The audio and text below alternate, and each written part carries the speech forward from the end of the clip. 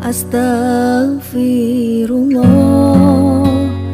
Bismillahirrahmanirrahim. Assalamualaikum warahmatullahi wabarakatuh. Waalaikumsalam warahmatullahi wabarakatuh. Alhamdulillah, wassalatu wassalamu ala rasulillah wa ala alihi wa sahbihi wa mawalah wa la hawla wa la quwata illa billahi wa ba'du. Alhamdulillah, segala puja dan puji hanya milik Allah subhanahu wa ta'ala. Di pagi hari yang cerah ini insyaallah kita masih banyak diberikan nikmat, terutama nikmat di atas Islam, iman, di atas sunnah, dan juga nikmat bisa berthalabul ilmi walaupun lewat media radio Hang yang kita cintai bersama ini. Salawat dan salam marilah kita hadiahkan kepada Rasul kita, qudwah kita, uswah kita, Nabi kita dan Rasul kita Muhammad sallallahu alaihi wa ala alihi wasallam beserta keluarganya, sahabat-sahabatnya, dan tentunya kita yang senantiasa berpijak di atas sunnah-sunnahnya. Ma'asyiral muslimin yang dimuliakan Allah subhanahu wa ta'ala, jangan kau makan bangkai saudaramu. Itulah tema yang kita akan angkat di pagi hari ini. Berdasarkan sebuah hadis, ketika Nabi SAW di Isra dan Mi'rajkan oleh Allah Subhanahu wa taala, maka Nabi SAW diperlihatkan oleh Allah kengerian azab kubur di neraka. Di mana Nabi SAW melihat aqwaman yakhbisuna wujuhahum bi adhafirihim. Ada sebuah kaum yang mencakar-cakar dengan kukunya wajah-wajah mereka sehingga menjadi rusak wajahnya. Ketika Nabi SAW bertanya, "Man haula ya Jibril?" Siapa mereka wahai Jibril? Sengeri itu adab yang Allah Subhanahu wa taala berikan kepada mereka. Maka Jibril kemudian menjelaskan mereka adalah alladzina yaghtabuna an-nas wa yaqauna fi a'radihim. Mereka lah orang-orang yang mereka senantiasa tidak bisa menjaga lisannya sehingga selalu memburuk-burukan saudaranya dan berusaha untuk menghancurkan kehormatannya. Ma'asyiral muslimin yang dimuliakan Allah Azza wa Jalla, ghibah itulah kinayah daripada memakan bangkai saudaranya.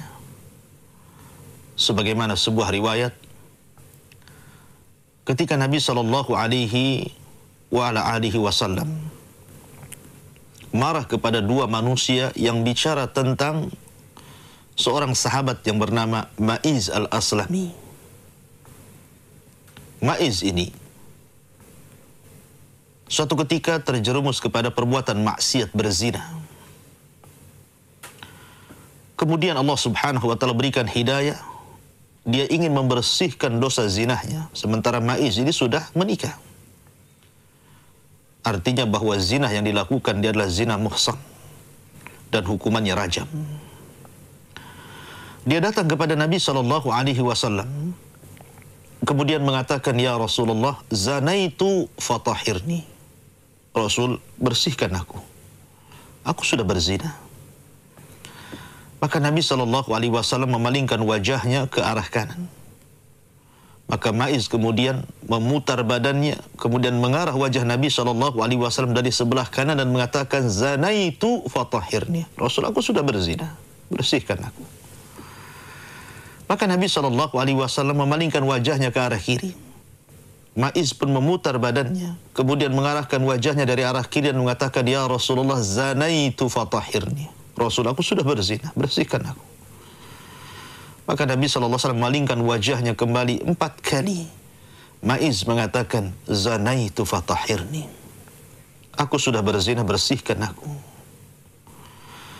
Maka Nabi SAW melihat pengakuan dalam Islam, sebuah pengakuan tidak perlu saksi. Karena pengakuan itu sekuat-kuat dalil. Maka Nabi SAW mengatakan, baik, tunggulah dirimu sampai aku memberikan keputusan. Pulanglah Ma'iz. Maka Nabi SAW kemudian memeriksa Ma'iz dengan memerintahkan sebagian para sahabat untuk melihat kondisi Ma'iz ini. Lihat bagaimana rahmat Nabi SAW, hananu qalbi Rasulillah, kelembutan dan kedalaman hati Rasulullah. Tidak langsung kemudian menghukum Ma'iz. Rasul berusaha agar Ma'iz ini jangan mengaku. Akhirnya kemudian kata Nabi SAW, ungduru ila Ma'iz, hal yashrubu khamran. Kalian lihat kondisi Ma'iz, apakah dia sedang mabuk sehingga dia bicara ngelantur, ataukah lahu junun, dia punya penyakit gila sehingga dia sampai bicara seperti itu. Berangkatlah para sahabat Nabi SAW mengecek kondisi Ma'iz. Rupanya dia orang sehat, dia tidak sedang mabuk dan dia tidak gila. Hal itu disampaikan kepada Nabi SAW. Maka kemudian Nabi SAW pun akhirnya memberikan hukuman kepada Ma'iz, ditegakkan hukum hudud. Maka diikatlah Ma'iz. Kemudian datanglah para sahabat atas perintah Allah dan Rasulnya untuk merajam Ma'iz, bukan karena dendamnya Rasulullah, bukan karena marahnya Rasul SAW, bukan karena kedengkian Nabi SAW atau hasad. Tidak, wallahi. Tidak mungkin Nabi memiliki sifat-sifat itu. Tapi hukum hudud adalah tarbiyah. Tarbiyah baik bagi para pelakunya ataupun bagi orang-orang yang melihat orang yang sedang diberikan hukuman had itu. Itu tarbiyah, pelajaran bagi kaum muslimin. Akhirnya kemudian dilemparilah Ma'iz ini dengan berbagai macam benda. Ada yang melempar dengan batu, ada yang melempar dengan busur, dengan sandal, macam-macam. Ya. Karena kemudian Ma'iz ini merasakan sakit luar biasa karena hantaman-hantaman benda-benda itu. Tidak tahan dia.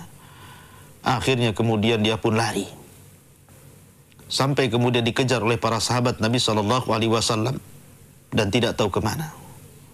Sampai akhirnya Abdullah Ibn Unais radhiyallahu an mendapati Ma'iz kemudian melempar dengan pelana untanya. Kemudian terkena kakinya, jatuhlah Ma'iz. Datanglah para sahabat. Kemudian dilempari Ma'iz sampai dia mati. Ketika melihat hal ini, Nabi SAW pun sedih. Bagaimana sampai terjadi peristiwa seperti itu? Akhirnya dia pun memanggil Hazzal yang datang dengan Ma'iz kepada Nabi SAW. Nabi mengatakan, ya Hazzal, alla satartahu fakana khairan laka. Wahai Hazzal, kenapa kau tidak menyembunyikan aib si Ma'iz ini? Kenapa kau datangkan Ma'iz kepadaku? Kalau engkau sembunyikan aibnya, tentu itu akan lebih baik bagimu dan bagi Ma'iz. Tapi semua sudah takdir Allah Subhanahu wa ta'ala, dan Ma'iz memang benar-benar ingin membersihkan dirinya. Setelah peristiwa ini, ada dua orang manusia yang kemudian membicarakan tentang keburukan Ma'iz ini. Sampai dikatakan, bagaimana mungkin seorang ini dilempari seperti keledai yang dilempari sampai mati? Kemudian banyak cerita-cerita sampai akhirnya perkataan dua manusia yang memburuk-burukan Ma'iz setelah terjadi rajam ini sampai kepada Nabi SAW. Faghadiban Nabi SAW, marah Nabi. Akhirnya Nabi SAW berpaling dari dua orang itu, dan itu ukubah dari Nabi SAW. Sehingga kemudian dua sahabat ini menyesal dan ingin meminta keridhaan Nabi SAW. Dia pun kemudian menyusul Rasul, dan Rasul tetap berjalan. Sampai akhirnya ketika sampai di hadapan para sahabat Nabi SAW yang lainnya, tiba-tiba Nabi SAW melewati ada bangkai dari bangkai keledai yang sudah busuk. Kemudian Nabi berhenti. Sampai dua orang yang berbicara tentang Ma'iz pun mendekati Nabi SAW. Maka Nabi SAW mengatakan kepada keduanya, makanlah bangkai ini. Kula, makanlah.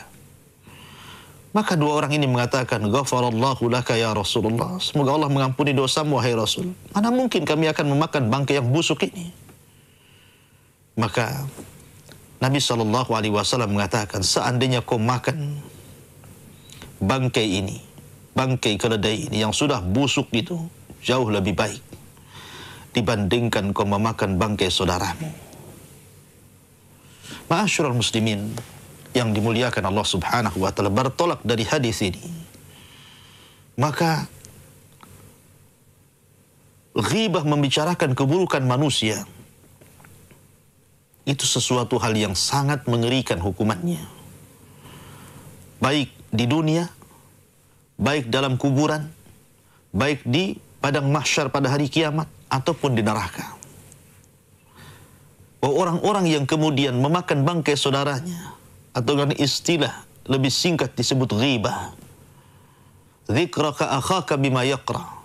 Menceritakan aib saudaramu yang kalau dia dengar dia tidak suka. Maka Anda diancam dengan ancaman 4 ini. Di dunia, Anda akan dihinakan Allah dan dihinakan manusia. Dikubur sebagaimana hadis di mukaddimah tadi, bahwa Anda akan mendapatkan siksa kubur dengan siksa yang luar biasa, dicakar-cakar wajah Anda. Dan yang mencakar bukan orang lain, diri sendiri, sampai rusak wajahnya.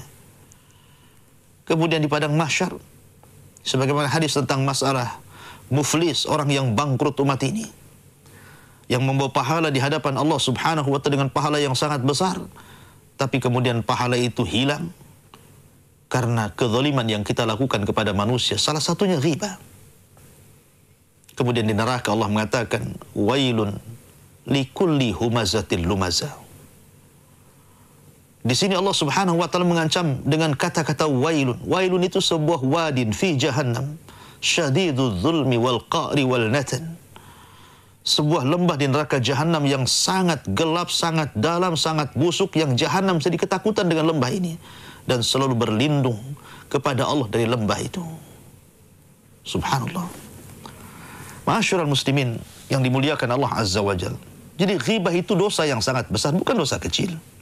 Dosa besar. Makanya Imam Az-Zahabi rahimahullah ta'ala masukkan ghibah itu dalam kategori dosa besar dalam kitabnya Al-Kabair. Ya, karena memang dampaknya luar biasa. Ma'asyiral muslimin yang dimuliakan Allah Azza wa Jalla. Suatu ketika Nabi SAW sedang duduk-duduk. Dan ini diceritakan oleh Jabir bin Abdullah radhiyallahu an. Kata dia, kunna julusun inda Nabi SAW. Kami duduk bersama Nabi SAW. Fartafa'at raihatun kariha. Tiba-tiba tercium bau busuk. Bau yang tidak menyenangkan. Maka Nabi SAW bertanya, tahukah kalian bau busuk apa ini? Maka sahabat Nabi SAW mengatakan, Allah wa rasuluhu a'lam. Allah dan Rasulnya yang tahu. Maka Nabi SAW mengatakan, hadhihi ra'ihah alladhina yaghtabuna an-nas wa yaqa'una fi a'radihim. Tahukah kalian bau busuk apa ini? Bau busuk ini adalah muncul dari orang-orang yang suka menggibah manusia dan suka merobek kehormatan manusia. Lihat, di dunia saja sudah ditampakkan bau busuk orang-orang yang kemudian menggibah saudaranya, apalagi di akhirat. Ya. Ma'asyiral muslimin yang dimuliakan Allah Subhanahu wa taala. Bahkan Aisyah radhiyallahu anha, Anda tahu siapa Aisyah? Ummul Mukminin, wanita yang paling dicintai Nabi SAW. Sampai Amr bin As bertanya kepada Nabi SAW tentang manusia dari kalangan wanita yang paling dicintai Nabi SAW. Maka Nabi mengatakan Aisyah. Bahkan ketika Fatimah radhiyallahu anha mengadu tentang kecemburuan istri-istri Nabi SAW karena Rasul lebih mendahulukan kecintaan kepada Aisyah. Bahkan Rasul mengatakan, wahai Fatimah, kalau engkau memang mencintai ayahmu, maka cintailah orang yang dicintai ayahmu. Dan tidak ada manusia yang lebih dicintai ayahmu melebihi Aisyah radhiyallahu anha. Sekalipun Rasul sangat cinta dengan Aisyah, tapi bukan berarti Nabi SAW membiarkan Aisyah melakukan hal-hal yang di luar daripada batas yang bisa mengantarkan kepada perbuatan dosa. Rasul tidak diam. Suatu ketika Aisyah radhiyallahu anha berbicara tentang Safiyah. Safiyah istri Nabi SAW, dulunya seorang Yahudi. Kemudian tertangkap jadi tawanan, kemudian masuk Islam dan Rasul menikahinya. Dan Safiyah ini memiliki paras yang cantik, walaupun postur tubuhnya pendek. Lah Aisyah radhiyallahu anha ketika itu hendak mensifatkan Safiyah dan berbangga dengan tinggi badannya. Dia mengatakan di hadapan Nabi SAW, "Ya Rasulullah, hasbuka an Safiyata kadza wa kadza." Fa asyara biyadiha. Kata Aisyah radhiyallahu anha, "Ya Rasulullah, cukuplah Safiyah ini begini dan begitu." Kemudian mengisyaratkan dengan tangannya bahwa dia itu pendek, saya ini tinggi. Aisyah radhiyallahu anha tidak mengatakan dengan lisannya, tapi mengisyaratkan dengan tangannya bahwa Safiyah itu pendek, dia itu tinggi, berbangga dengan tinggi badan. Tapi Nabi SAW marah. Karena bagian daripada ghibah, memakan bangkai saudaranya. Kata Nabi SAW, "Ya Aisyah, laqad qulti kalimatan law mujizat bihal bahru lamazazathu." Wahai Aisyah, sungguh engkau sudah mengucapkan satu kalimat yang kalau engkau masukkan satu kalimat itu ke dalam air lautan, itu sudah cukup mencemari seluruh air lautan. Satu kalimat bisa menghancurkan, memperkeruh seluruh air lautan. Kinayah bahwa ghibah ini bukan dosa biasa, dosa besar. Bahkan suatu ketika Zainab bintu Jahsin, ma'ruf Zainab bintu Jahsin, salah satu istri Nabi SAW, melakukan safar bersama Nabi SAW bersama istri-istri yang lainnya. Salah satunya Safiyah. Ikut dalam safar itu untuk melakukan hajjatul wada', haji perpisahan Nabi SAW. Safiyah ini punya unta. Untanya bagus. Akan tapi kelelahan, keletihan, sehingga untanya Safiyah ini tidak bisa berjalan, sehingga ditinggalkan di padang pasir. Sehingga Safiyah tidak punya tunggangan. Maka Nabi SAW mengatakan kepada Zainab bintu Jahsin yang ketika itu memiliki beberapa tunggangan, beberapa unta tunggangan. Kata Nabi SAW, "Ya Zainab, i'tiha, wahai Zainab, berikanlah salah satu tunggangan itu kepada Safiyah." Maka Zainab marah ketika itu, merasa cemburu. Cemburu dengan Safiyah. Kenapa Nabi SAW memberikan perhatian lebih kepada Safiyah? Sampai-sampai untanya diminta untuk menjadi tunggangan Safiyah. Maka Safiyah kemudian, Zainab tiba-tiba mengatakan, "Ya Rasulullah, u'tiha ba'iri lil Yahudiyah." Rasul, apakah harus aku berikan untaku kepada seorang wanita Yahudi? Apakah harus aku berikan untaku kepada seorang Yahudi? Karena Safiyah saya katakan tadi adalah dulunya Yahudi, kemudian masuk Islam, tertawan, dimerdekakan, dan dinikahi Nabi SAW.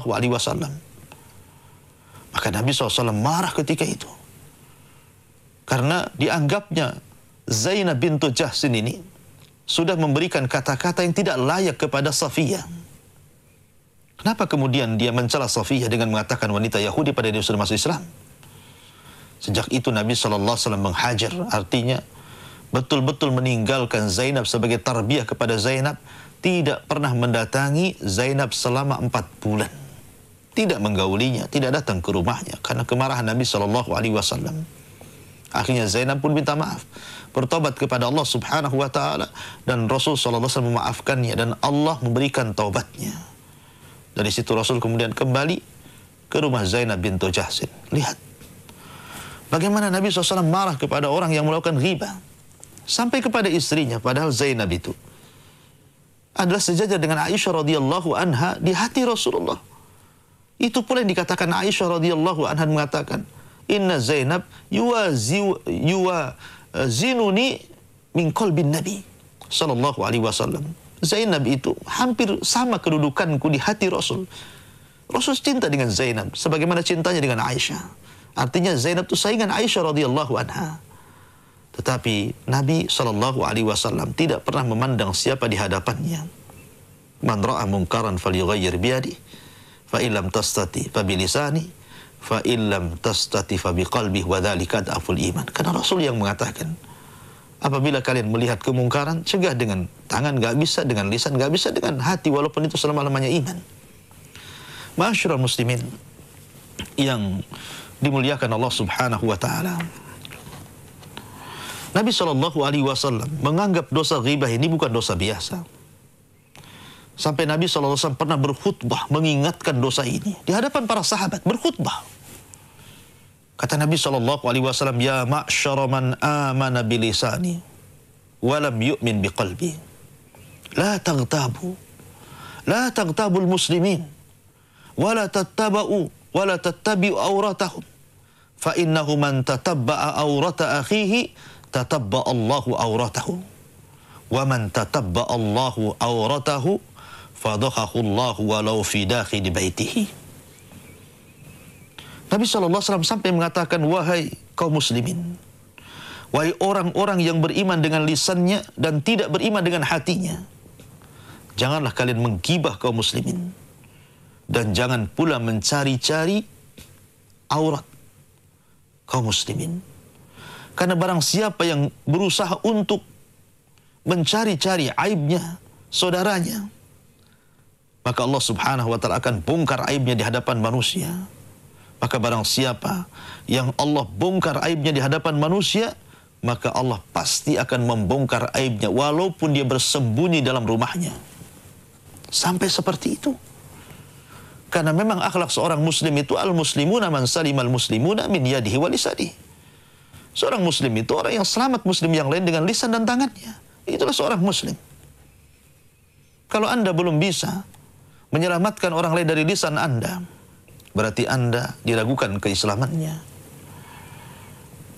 Nabi SAW dalam hadis yang dikeluarkan Imam Bukhari dalam Adabil Mufrad dan juga dicantumkan dalam sahihnya, ketika ada seseorang datang kepada Nabi SAW bertanya tentang seorang ibadahnya wanita yang sangat luar biasa, akan tapi memiliki kekurangan.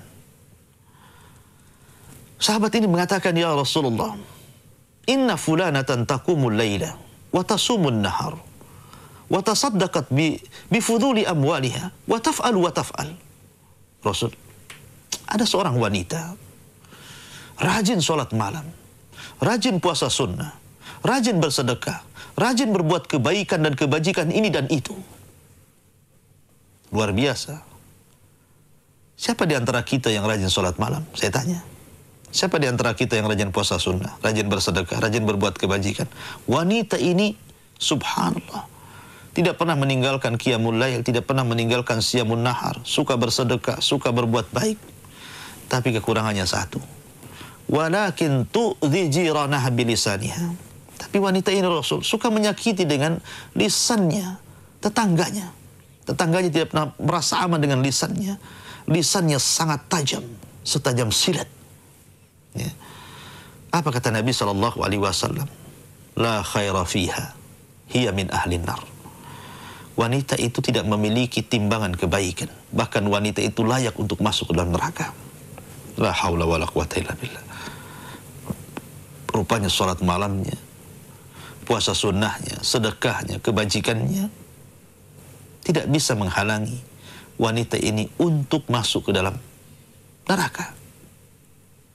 Tapi lihat bagaimana pertanyaan berikutnya. Sahabat ini bertanya kepada Nabi SAW, ya Rasulullah, inna fulanatan la tusalli ila al-maktubah, wa la tasumu illa Ramadan, wa la tatasaddaqat. Ada seorang wanita, dia tidak pernah sholat kecuali yang wajib. Dia tidak banyak puasa sunnah kecuali Ramadan. Dan dia tidak banyak bersedekah. Walakin la tu'di jiranaha bilisaniha. Tapi lisannya dijaga. Tidak pernah menyakiti tetangganya. Tidak pernah membuat tetangganya tidak aman dari lisannya. Maka Nabi SAW mengatakan, hiya min ahlil jannah. Wanita itu termasuk penduduk surga. Subhanallah. Lisan bisa menjadikan orang masuk surga, juga bisa menjadikan penyebab Anda masuk neraka. Makanya ketika Mu'adz bin Jabal mengatakan, ya Rasul, apakah lantaran lisan-lisan kita kita akan diadab di hadapan Allah. Maka Rasul marah dan mengatakan, "Sakilatka umuka ya Mu'ad, wa hal yakubbun nas fi nari jahannam illa hasaidu alsinatihim." Mu'ad, celaka engkau wahai Mu'ad. Bukankah kebanyakan manusia terjerembab ke dalam api neraka itu lantaran dosa lisan-lisan mereka? Oleh karena itu, ma'asyiral muslimin, para pendengar, para pemirsa, jagalah lisan kita. Rasul pernah menasihati sahabat yang mengatakan, "Kufa angka hadza." Dan mengisyaratkan kepada lisannya, "Kufa angka hadza." Jaga ini, jaga ini. Karena kalau kita lihat dari anggota badan kita ini, dari atas rambut sampai ke ujung kaki, yang banyak melakukan dosa itu adalah lisan. Lisan itulah yang banyak melakukan dosa. Oleh karena itulah maka Nabi SAW sangat menganjurkan agar lisan ini memperbanyak zikir, bukan kemudian menyebut-nyebut keburukan manusia. Ma'asyiral muslimin yang dimuliakan Allah Azza wa Jalla. Sebab kalau kita melihat di masyarakat kita ini, penyakit ghibah, baik bersumber dari hasad, dengki, dendam, dan yang lainnya, itu sudah biasa. Dan terkadang, maaf, seorang kafir atau orang-orang kafir selamat dari lisan kita, tapi saudara kita muslim tidak selamat dari lisan kita. Kita punya tetangga, sebelah kafir, sebelah muslim. Si kafir ini bisa selamat dari lisan kita, tapi mukmin yang lain tidak selamat dari lisan kita. Atau lebih jauh lagi, orang jauh selamat dari lisan kita, orang dekat pula tidak selamat dari lisan kita. Ikhwatu fiddin yang dimuliakan Allah Azza wa Jalla. Rasul mengatakan, "Man kana yu'minu billahi wal yaumil akhir falyaqul khairan aw liyasmut."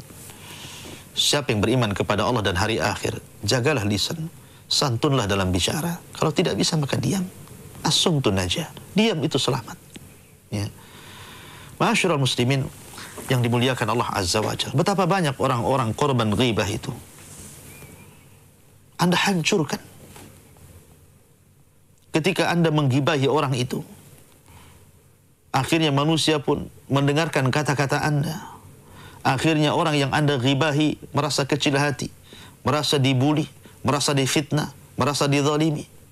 Akhirnya dia, berapa banyak orang-orang yang akhirnya pindah rumah, menjual rumahnya, sakit hati, dendam, sakit sampai meninggal.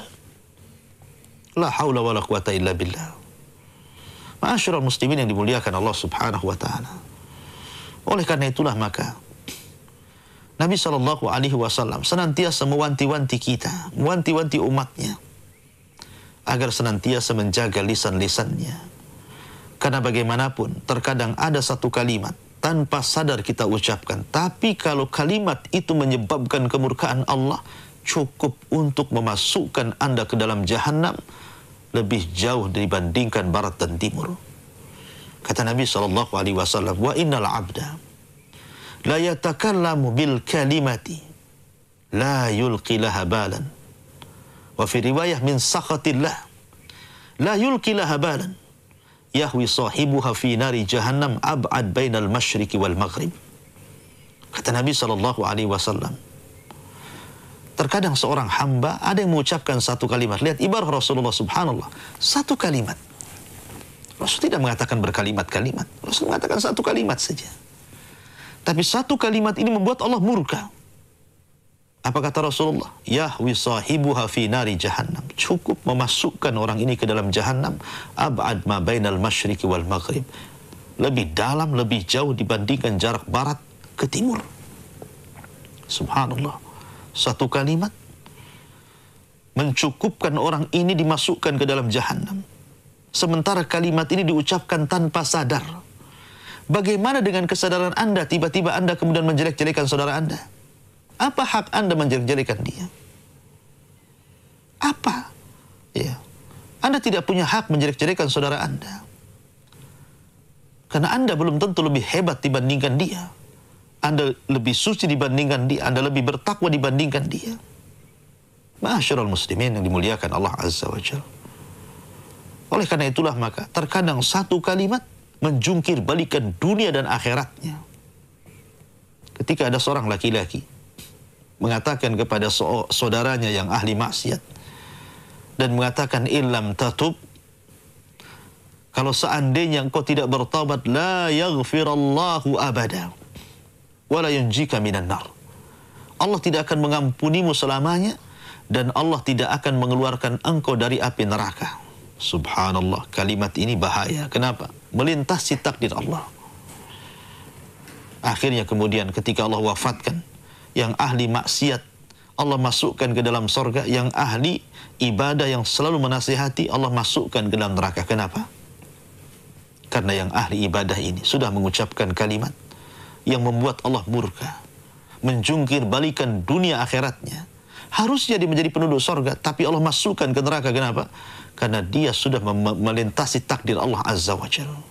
Dia mengatakan Allah tidak akan mengampunimu selamanya, padahal ampunan itu milik Allah. Dan Allah tidak akan mengeluarkan kamu dari neraka, pada neraka itu milik Allah. Suka-suka Allah memasukkan dan mengeluarkan dari neraka.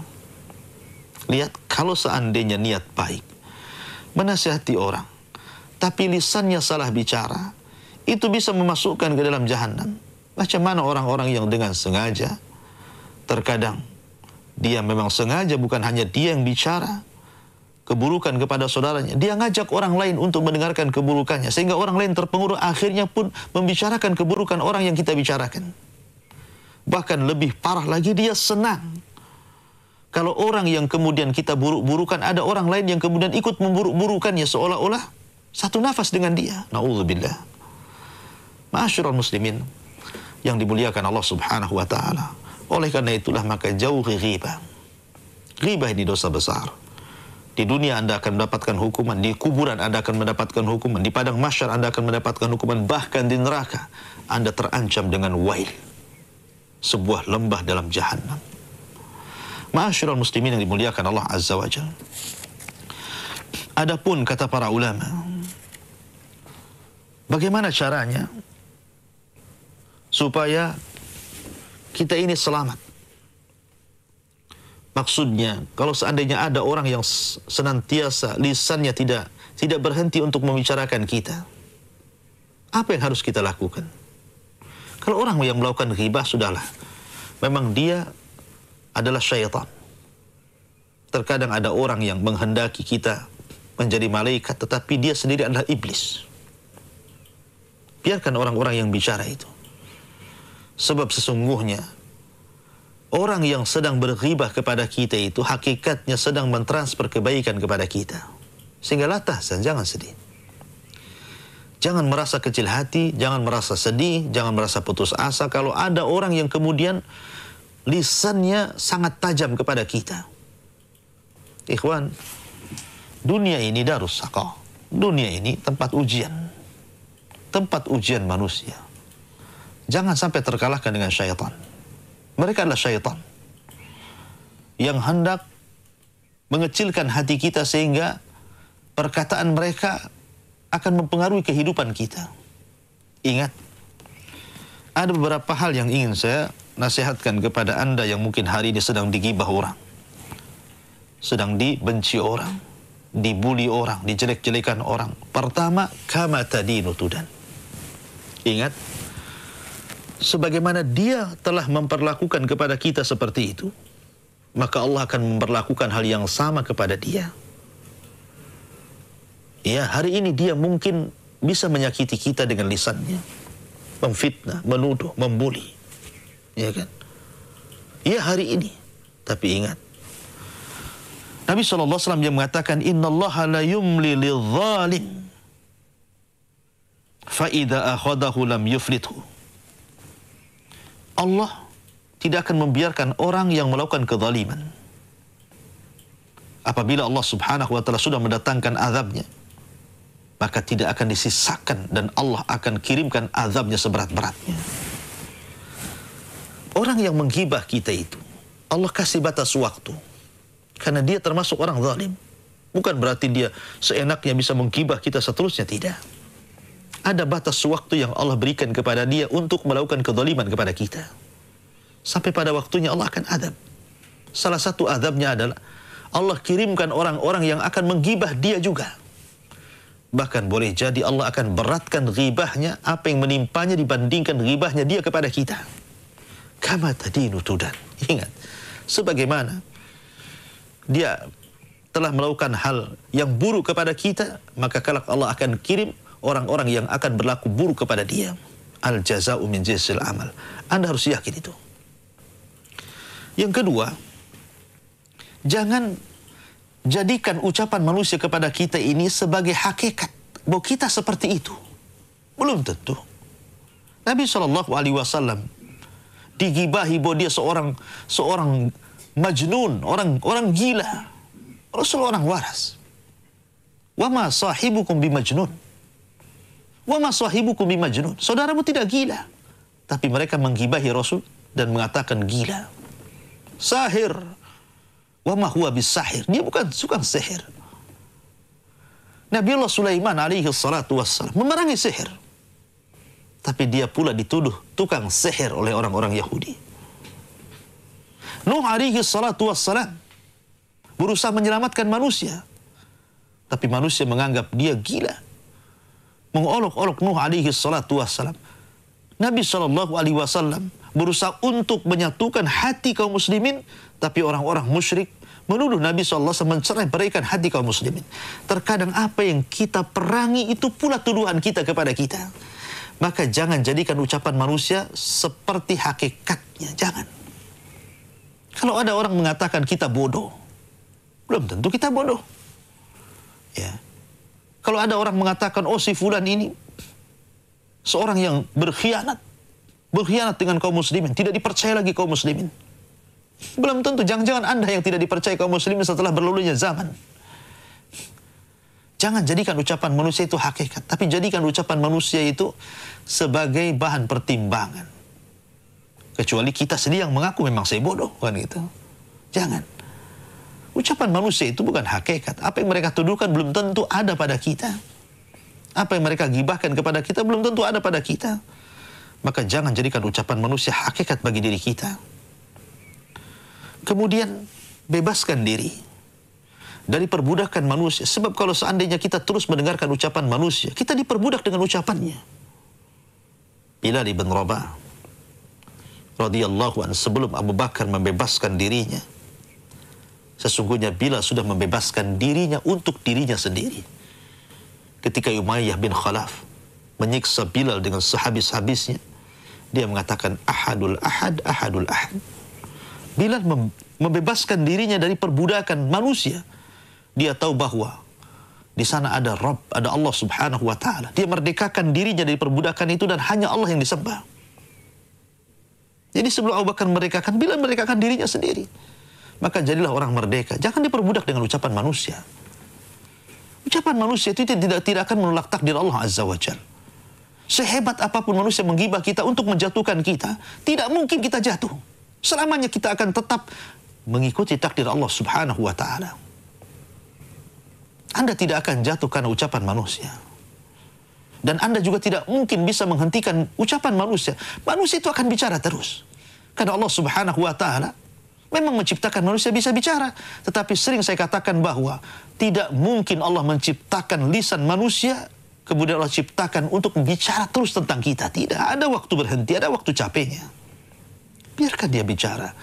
Mungkin bahasa yang ma'ruf di masyarakat, biarlah anjing menggonggong, kafilah tetap berlalu.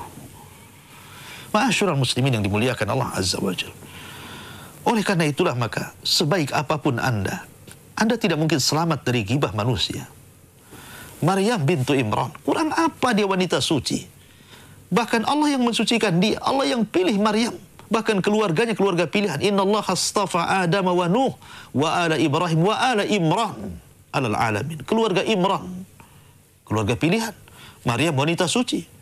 Apakah kemudian wanita sebaik Maryam ini lepas daripada ucapan manusia? Tidak. Maryam dituduh berzina.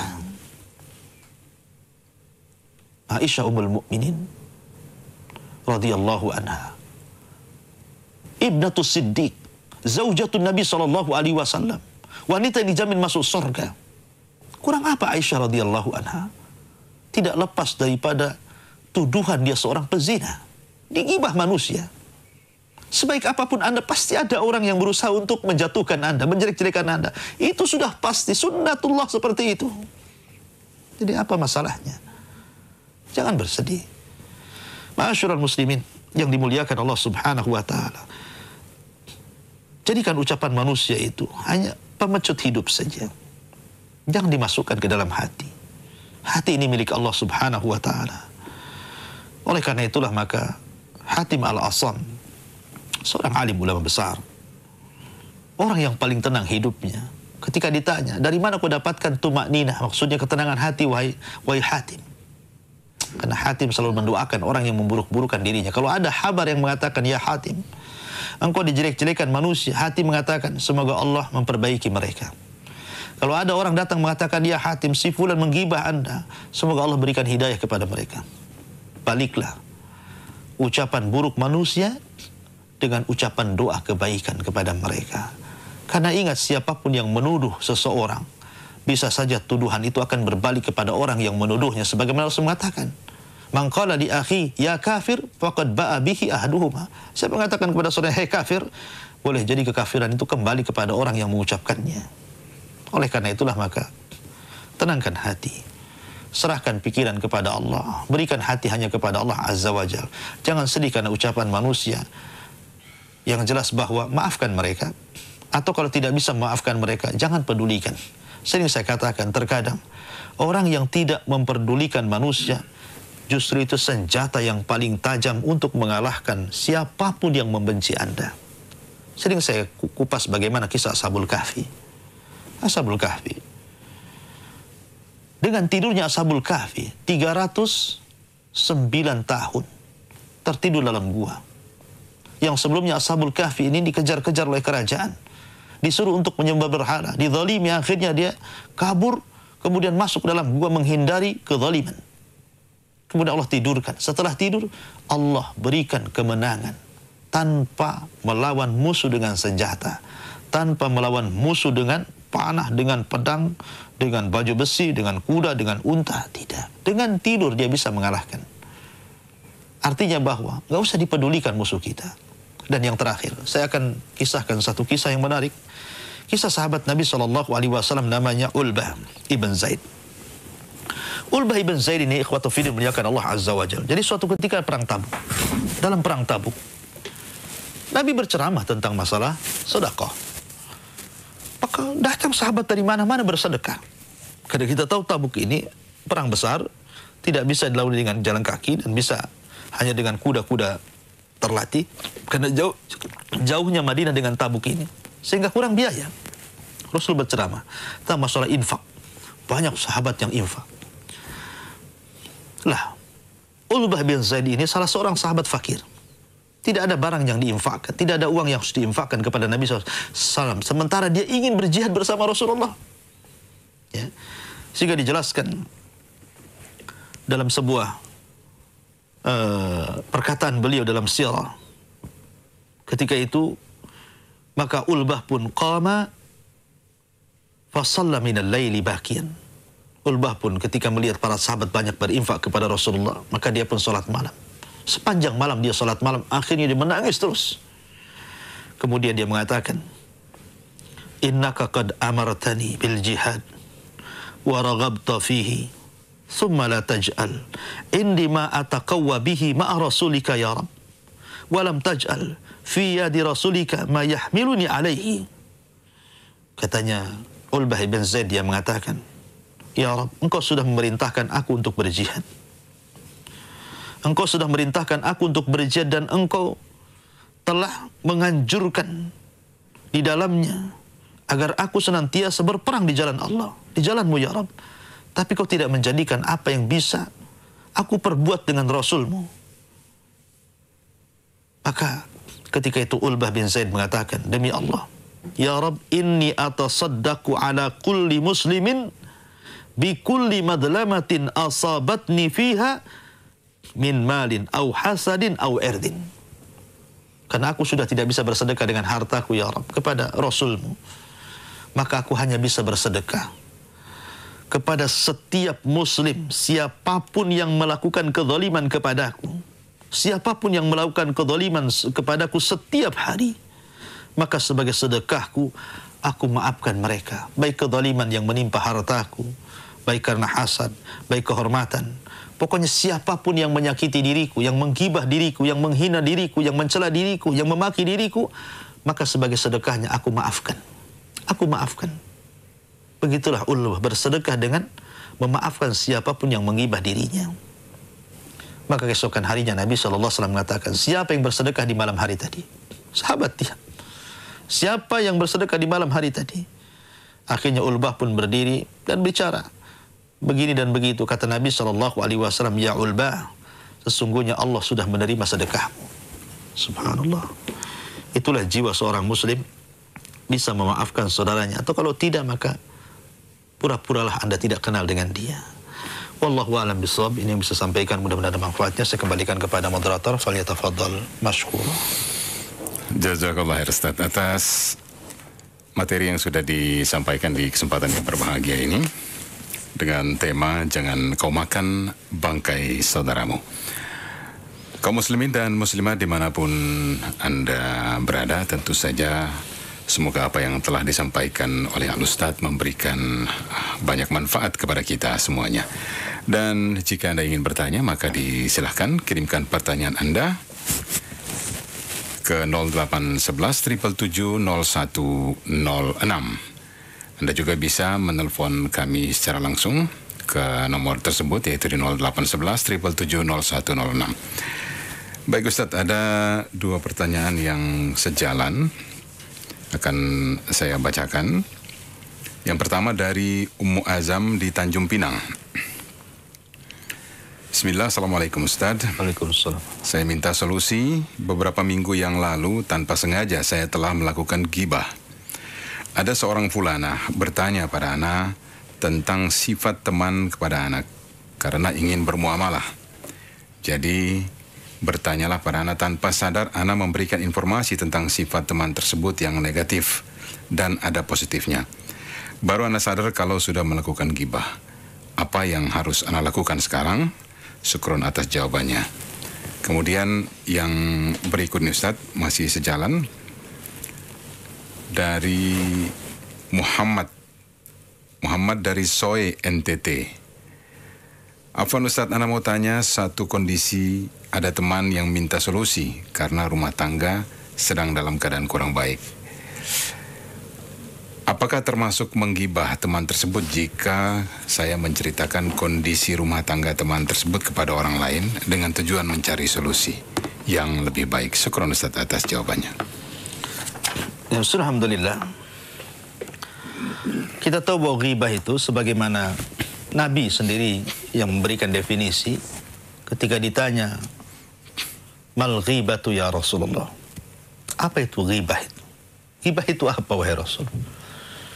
Maka Nabi SAW mengatakan, dzikraka akhaka bima yakrah. Engkau menceritakan tentang saudara yang kalau cerita itu sampai kepada saudaramu dia nggak suka. Lihat, sebenarnya kalimat ini mengkhawatirkan karena kalimat ini mutlak. Baik yang kita bicarakan adalah kebaikan ataupun yang kita bicarakan keburukan, kalau dia nggak suka itu disebut ghibah masalahnya. Walaupun umumnya ghibah itu kan identik dengan perkara menjelek-jelekan. Hasan Al-Basri rahimahullahu ta'ala membagi ghibah itu kepada 3. Pertama al-ghibah, yang kedua al-buhtan, yang ketiga al-ifku. Adapun ghibah ma'ruf, dzikraka akhaka bima yakrah, menyebutkan aib saudaramu yang kalau dia dengar dia tidak suka. Adapun buhtan adalah kedustaan. Kita bicarakan orang lain tapi apa yang kita bicarakan tidak ada pada dia. Kita berdusta atas nama dia. Dan ini 2 kali lipat. Kenapa? Pertama, ghibah, yang kedua berdusta. Ya. Kemudian yang ketiga al-ifku. Berita kaleng dari luar yang belum tentu benar. Dan berita ini menjelek-jelekan saudaranya, kemudian kita ikut pula menjelek-jelekan saudara kita karena hanya mendengar berita. Maka ini al-ifku. Lebih berat lagi, kafa bil mar'i itsman an yuhaddisa bikulli ma sami. Cukuplah orang itu dikatakan melakukan dosa ketika dia berbicara apapun yang dia dengar tanpa disering dari orang lain.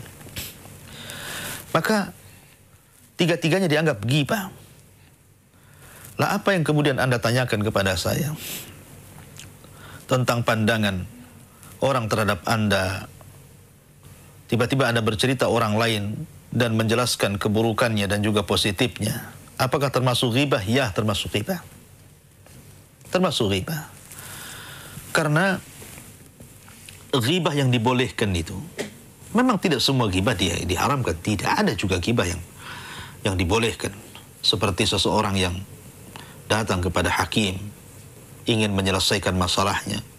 Atau suami istri datang kepada hakim, akhirnya menceritakan keburukan suami atau istri kepada suami atau sebaliknya. Supaya hakim jelas apa masalahnya. Kalau dalam hal seperti itu boleh. Atau yang kedua, Anda mempelajari ilmu jarh wa ta'dil dalam ilmu hadis. Ya. Atau yang ketiga, Anda li ta'rif, hanya sekedar ingin mengenal, mencari orang, kalau tidak disebut aibnya nggak tahu. Seperti umpamanya Anda mencari maaf, orang namanya Selamat umpamanya. Di kampung itu banyak orang namanya Selamat. Tetapi yang pincang itu satu. Dan Anda katakan, itulah Selamat yang pincang. Boleh untuk li ta'rif. Ya. Ataupun karena maksiat terang-terangan yang dilakukan. Seperti kita nasihati anak kita, nak jangan seperti si Anu. Anu itu perampok, Anu itu begini. Ada ghibah-ghibah yang dibolehkan. Tapi umumnya ghibah tidak boleh. Tidak boleh Anda menggibah seperti itu. Lalu apa yang harus Anda lakukan? Yang harus Anda lakukan adalah Anda membersihkan nama dia. Sebagaimana Anda telah memburuk-burukan dia, maka Anda harus membersihkan dia. Meminta maaf, kemudian membersihkan namanya, kemudian Anda harus memuji dia di hadapan orang yang Anda buruk-burukan. Umpamanya Anda bergibah di hadapan 10 orang, maka Anda harus panggil 10 orang itu. Kemudian Anda cabut kata-katanya, kemudian Anda pujilah orang yang pernah Anda ghibah. Kalau tidak, maka ghibah itu bagian daripada dosa yang tidak akan diampuni oleh Allah Subhanahu wa ta'ala kecuali mendapatkan keikhlasan orang yang Anda ghibahi. Dan kalau tidak di dunia diselesaikan, maka Anda akan menjadi orang yang paling bangkrut pada hari kiamat. Wallahu a'lam. Jazakallah khair Ustaz atas pencerahannya. Demikian untuk penanya dari Tanjung Pinang, ya, Ummu Azam di Tanjung Pinang, dan juga Muhammad dari Soe, Nusa Tenggara Timur. Baik Ustadz, ada 2 pertanyaan juga yang sama. Yang satu masuk dari live chat YouTube dengan akun I Am Nana. Kemudian satu masuk dari live chat Facebook Ziyaul Haq dari Lamongan. Dari akun I Am Nana, Assalamualaikum Ustadz, izin bertanya, Pak Ustadz, kalau misal ngomongin orang lain tapi tidak menyebutkan identitasnya, itu bagaimana? Apa termasuk ghibah? Kemudian pertanyaan yang sama juga datang dari Ziyaul Haq dari live chat Facebook dari Lamongan. Assalamualaikum Ustadz, apakah pengertian ghibah itu semua ucapan yang menyebut nama orang lain itu ghibah? Misal kita cerita sama teman perihal kelebihan teman kita, bukan tujuan menjelekan, dan apakah menceritakan seseorang tanpa inisial nama termasuk ghibah? Barakallahu fiik Ustaz. Ya, alhamdulillah. Sekali lagi bahwa para ulama mengatakan ada beberapa ghibah yang dibolehkan. Saya ulangi ya, supaya menjadi pengetahuan. Pertama, raf'ul madzalim ilal qudud. Artinya untuk mengangkat kezaliman di hadapan hakim. Yang kedua, al-mujahirah bil ma'asi. Orang yang terang-terangan dengan maksiat. Ya, maka kita boleh kemudian menggibah dia supaya dia bertobat. Ataupun istifta. Tadi namanya istifta itu meminta fatwa kepada salah seorang alim seperti yang dilakukan Hindun. Jika datang kepada Nabi SAW, dia menceritakan keburukan suaminya. Ya Rasulullah, sesungguhnya suamiku rajulun syakhi, orangnya pelit, susah keluar duit katanya. Apa kalau saya ambil, bahasa kita, dari dompetnya, boleh nggak begitu? Kata Rasul, boleh, tetapi sekadarnya aja. Sekedar hajatmu dan anak-anakmu. Ini istifta, minta fatwa. Ataupun tadi saya contohkan, hanya bertanya. Bertanya seorang yang hendak menikah gitu kan. Dia bertanya kepada walinya. Kondisi umpamanya calon yang akan dikhitbahnya. Ya, kemudian akhirnya walinya mengatakan, oh ini calonmu itu ada aibnya, mungkin luka, mungkin tidak bisa bicara, mungkin buta, mungkin apa gitu kan. Nah, itu dibolehkan. Ataupun seorang tadi saya katakan mempelajari ilmu jar wa ta'dil ataupun di ta'rif tadi, mengenal orang itu. Tapi apa yang Anda katakan? Ketika Nabi SAW tadi memberikan definisi, dzikraka akhaka bima yaqra. Kau menyebutkan aib saudaramu, kalau dia dengar dia nggak suka. Kemudian sahabat bertanya Rasul, kalau seandainya apa yang kita katakan tidak ada pada saudara yang kita bicarakan. Kata Nabi SAW, faqad bahattahu, engkau sudah berdusta atas sama dia. Tapi jika ada, maka engkau telah menggibahnya. Sekarang masalahnya, terkadang ada orang yang kemudian berghibah dengan sindiran. Ya, ingat, innamal a'malu binniyat, ikhwan. Amal itu ditentukan niatnya. Ketika Anda membicarakan keburukan orang lain, walaupun tidak disebut namanya, tapi Anda sudah ada niat untuk menjelek-jelekan dia masalahnya. Walaupun tidak disebut inisial namanya, si A, si B, si C, tidak. Tapi kan niat Anda ingin menjelek-jelekan orang itu.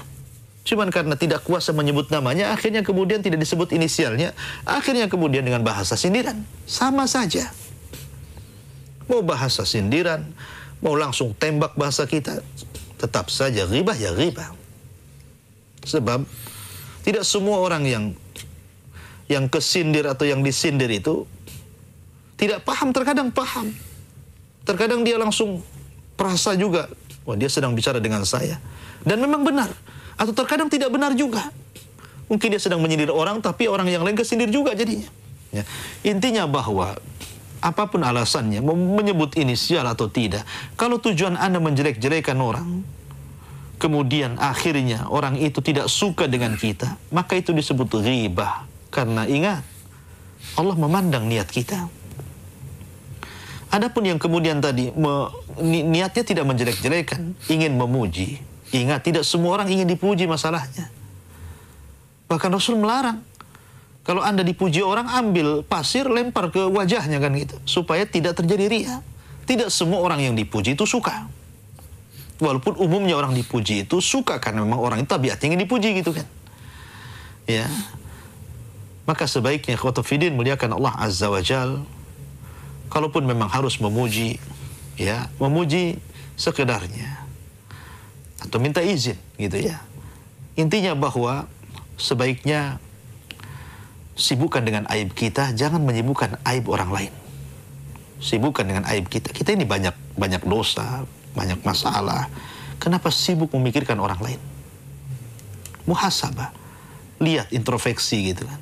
Bertakwalah kepada Allah Azza wa Jal bahwa setiap ucapan kita akan dicatat. Ma yalfidu min qaulin illa ladaihi raqibun atid. Tidak ada satupun ucapan melainkan dicatat di catatan itu, dan pada hari kiamat kita akan ditanya waqifuhum innahum mas'ulun. Kalian akan ditanya. Ya. La tus'aluna yauma idzin 'anin na'im. Semua akan ditanya oleh Allah Azza wa Jalla. Maka takutlah kepada Allah Azza wa Jalla. Jagalah lisan kita jangan sampai satu kata-kata memasukkan kita ke dalam jahannam. Naudzubillah. Wallahu a'lam. Jazakallah khair Ustaz atas penjelasannya. Semoga bermanfaat baik bagi penanya dan juga bagi kita semuanya. Banyak sekali pertanyaan yang masuk di pagi ini, tapi mungkin dua lagi nih Ustaz ya. Saya bacakan dua lagi aja, mengingat terbatasnya waktu. Dari Muhammad Toha di Jayapura. Bismillah, Assalamualaikum Ustaz. Bagaimana menyikapi seorang pimpinan perusahaan muslim yang memandang karyawannya dengan sebelah mata dan tidak punya adab dengan karyawannya nih, dan pimpinan tersebut berlepas tangan jika dimintakan solusi. Syukron Ustaz. Iya. Alhamdulillah. Itulah ujian di dunia. Setiap orang itu pasti diuji oleh Allah Azza wa Jalla. Ada yang diuji dengan istrinya, ada yang diuji dengan suaminya, ada yang diuji dengan anak-anaknya, ada yang diuji dengan orang tuanya. Para nabi diuji orang-orang sekitarnya. Ada juga yang diuji dengan perusahaannya, dengan pimpinannya, seperti yang Anda alami mungkin seperti itu. Ya. Tetapi apapun ujian itu, maka ujian itu datang dari Allah Subhanahu wa taala untuk mengangkat derajat kita. Justru ketika kita diuji kemudian kita sabar, maka itu hakikat kebahagiaan jiwa. Karena disebutkan di dalam kitab Qawaidul Arba, dalam muqaddimahnya Syekh Muhammad bin Abdul Wahab menyebutkan di antara 3 alamat kebahagiaan, salah satunya adalah idabtuliya fasabar. Apabila diuji dia sabar. Kalau Allah Subhanahu wa taala uji Anda dengan dikirimkan manusia yang selalu merendahkan kita, mencaci maki kita, mengatur kita dan lain sebagainya, ya, maka bersabarlah. Berdoalah kepada Allah Subhanahu wa taala agar dibolak-balikan hati orang yang memberikan ujian kepada kita. Berdoa kepada Allah. Ya, walaupun dia orang kafir, doakan hidayah. Doakan hidayah. Belum tentu orang kafir itu kemudian dia di atas kekufurannya terus. Minimalnya walaupun dia terus di atas kekufuran, tetapi minimalnya Allah bolak-balikan hati sehingga hatinya lembut kepada kita. Ya, berdoalah, itu yang pertama. Ya, yang kedua, cobalah introspeksi diri. Terkadang atasan, ya, dalam sebuah perusahaan, dia memiliki pandangan yang menurut dia lebih maslahat dibandingkan kita. Kemudian dia membuat peraturan yang terkadang menjadi peraturan itu, merasa peraturan itu zalim bagi kita. Baik dia merasa ataupun tidak.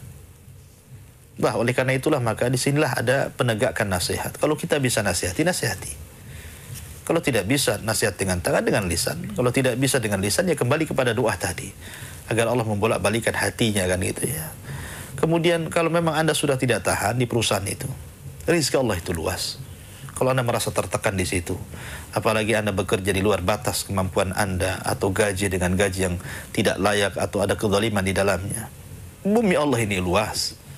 Ya, tidak perlu Anda bertahan di situ, Anda bisa bekerja tempat lain. Insya Allah. Ya, kalau memang apalagi sampai kemudian perusahaan itu menjadikan agama kita akhirnya sedikit demi sedikit ditinggalkan. Pemanya mungkin sholat dilarang, ya, Jumatan dilarang, dan begitu seterusnya, maka saya kasihkan kaidah satu hadis Nabi SAW, man taraka syai'an lillahi awwadallahu khairan minhu. Barang siapa yang meninggalkan sesuatu karena Allah, Allah akan ganti sesuatu itu dengan yang lebih baik lagi. Itu kalau sampai madaratkan agama kita. Wallahu a'lam bishawab. Jazakallah khair Ustaz atas pencerahannya. Demikian untuk penanya Muhammad Toha di Jayapura. Pertanyaan terakhir Ustaz datang dari Lili di Lampung Ustaz. Ustaz, apakah menunjukkan kesalahan atau kekeliruan seorang ulama oleh ulama lain termasuk gibah, dan apakah sama gibah itu dengan mentahzir Ustaz? Ya, alhamdulillah. Tadi saya sudah katakan bahwa salah satu ilmu yang boleh dipelajari adalah al-ilmu al-jarh wa ta'dil. Menjarah artinya mencela. Ta'dil itu artinya memuji. Dan itu ada dalam ilmu mustalahul hadis. Ya, ketika Anda bicara tentang mustalahul hadis, masuk pada bab al-jarh wa ta'dil, kita bisa melihat bagaimana ulama-ulama dulu. Ada yang sifatnya mutasyaddid, ada mutawasit, ada mutasahil. Ada yang memang keras, ada yang pertengahan, ada yang tasahul, ya, meremehkan. Imam Ahmad bin Hanbal rahimahullahu ta'ala, salah satu ulama yang keras gitu kan, pernah ditanya tentang masalah, tidakkah kau telah menggibah si fulan? Ya, maka Imam Ahmad, kalau aku diam, kalian diam, kapan kebenaran itu akan tersingkap? Kan itu. Termasuk juga kalau kita lihat biografinya Imam Sya'bi, ya, begitu juga dia terkadang ketika dia mendengar ada seseorang yang kemudian membawa hadis Nabi SAW dengan kedustaan, maka dia akan bicara dan mengatakan tinggalkan si fulan, tinggalkan si fulan. Ya, karena si fulan itu kadzab, pendusta. Maka para ulama mengatakan tidak termasuk ghibah, ya, mengatakan si fulan pendusta, si fulan dhaif, si fulan tidak pantas diambil, si fulan matruk, dan begitu seterusnya, mungkar gitu ya. Tidak termasuk ghibah. Ilmu jarh wa ta'dil, karena ini bicara tentang agama. Bicara tentang agama. Agama, sanad itu bagian daripada agama. Kalau seandainya seseorang kemudian tidak bersanad dalam bicara agama, orang akan bicara sesuka hatinya. Kata para ulama, al-isnadu minad din. Wa man qala al-isnadu laysa minad din la qala man qala ma syaa. Isnad di bagian dari agama. Barang siapa yang mengatakan isnad bukan bagian dari agama, orang akan bicara sukanya. Maka untuk memastikan bahwa ini sampai kepada Nabi SAW, maka harus dibersihkan dari orang-orang yang berdusta. Dengan cara apa? Memperingatkan manusia. Jangan diambil hadisnya orang ini. Ya, kalau Anda mempelajari ilmu jarh wa ta'dil, maka Anda akan banyak melihat perkataan para ulama yang kemudian mencela orang-orang yang kemudian dianggap lemah, dianggap tukang pemalsu hadis, dan begitu seterusnya. Dan ini bukan bagian daripada ghibah. Ya. Adapun tahdzir, tentu tidak bisa kemudian tahdzir, ya tahdzir seperti apa dulu? Tahdzir seperti apa dulu? Kalau tahdzir kepada para pelaku maksiat, boleh, dan itu bukan ghibah. Tahdzir kepada para penjahat, ya, atau baik penjahat agama ataupun penjahat dunia gitu kan. Kita mentahdzir mereka, menjelekan keburukannya. Maka tadi sudah saya katakan, boleh ghibah itu kepada mujahirah bil ma'asi. Boleh. Ya. Kepada yang betul-betul melakukan maksiat gitu ya. Melakukan perbuatan yang menyelisih sunnah Nabi SAW, boleh. Ya. Tetapi kalau yang dimaksud adalah memburuk-burukan sesama ahli sunnah, orang-orang yang kembali kepada Al-Quran dan sunnah, dijelek-jelekan dan begitu seterusnya, apa tujuan Anda? Menjelek-jelekan manusia sesama ahli sunnah, menjauhkan manusia dari dakwah. Ini bisa masuk pada ghibah yang diharamkan, bahkan boleh jadi ini lebih parah. Kenapa? Karena yang Anda burukanlah seorang pendakwah sunnah. Ya. Oleh karena itulah maka tidak bisa dikaitkan antara tahdzir dengan jarh wa ta'dil. Jadi ada mungkin masuk sebagiannya, tapi tidak masuk sebagiannya. Karena bagaimanapun kalau ditatbikan ilmu jarh wa ta'dil di zaman sekarang, kayaknya kurang relevan bahasa kita ya. Apalagi sesama ahli sunnah. Wallahu a'lam.